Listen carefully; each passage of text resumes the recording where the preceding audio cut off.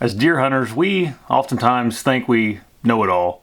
And if you really think about deer hunting, it's really full of a bunch of failures where you don't know anything most of the time when you're in the deer woods. And if you end up being successful or having it figured out as far as what a deer is going to do, like a couple times a year, you're considered, a great deer hunter. As far as the standard goes for deer hunting, if you kill a couple bucks a year, you're a pretty good deer hunter. So as deer hunters, we really don't have it figured out in the big picture. And I think that's like something that we struggle with in life too. Like most of us don't have it figured out at all, right? So with that being said, I've been reading this book called The Daily Stoic. It's by Ryan Holiday. It's a really good book. I would recommend it.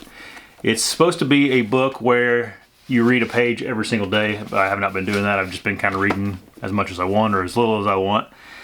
And there was a few lessons inside of this book about life and how to become a little bit better person, how to train your mind a little bit better. And I got to reading that, I'm like, holy cow, these things are really related to deer hunting, so I wanted to share them with you. A lot of this stuff comes from Marcus Aurelius, who was the Rome emperor from 161 AD to 180. He was regarded as one of the great leaders of that time. He was a leader that was not like any other leaders they had in the past in Rome. He was very, he didn't have much of an ego. He would put people in place that were smarter than him. He didn't really follow the normal playing that emperors would go on back then. He wasn't hiring puppets to follow him around or anything. It was more of, let's hire some people that can get things done. So he became known as a great philosopher because of some of these ideas he had in his mind to live a better life, and he never seemed to ever become egotistical. These are the kind of 4 lessons actually, that I found would be helpful for deer hunters. Lesson number 1 is it's not what happens, it's how we respond to what happens. And with deer hunting, there's going to be a lot of bad things that happen. You're going to pull into a parking lot. There's going to be some guy there that's in a bad mood or something, and he's going to yell at you or act like he deserves to be there more than you do. And you can react in a couple different ways when in those scenarios.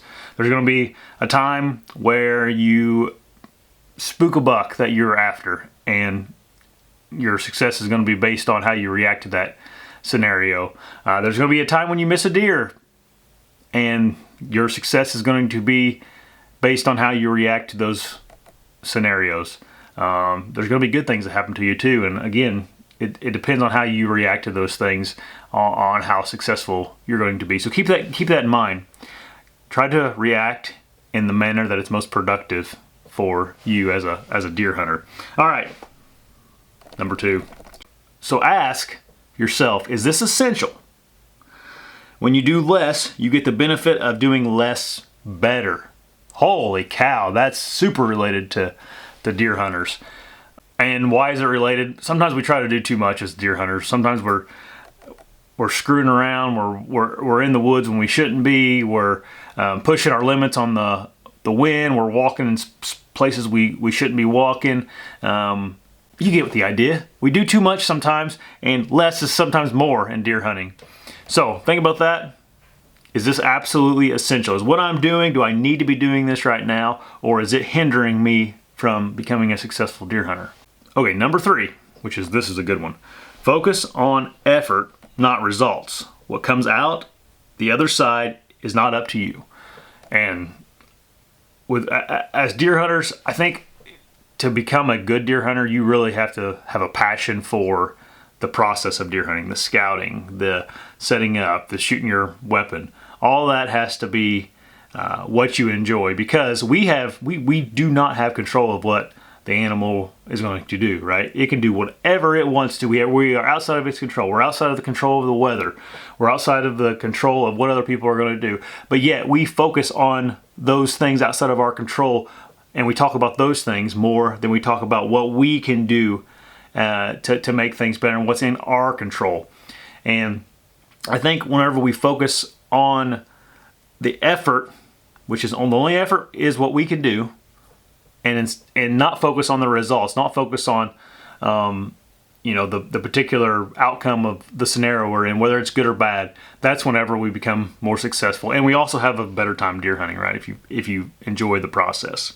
All right, the fourth and the final thing that I wrote down and jotted down in my notes here: focus on what there is left to learn and stay a student.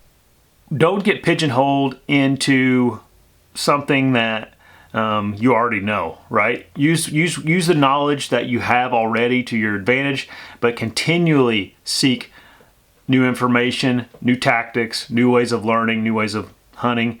And I think the best deer hunters in the country are versatile, and they continue to figure things out in different ways, different tactics, different areas, different terrains.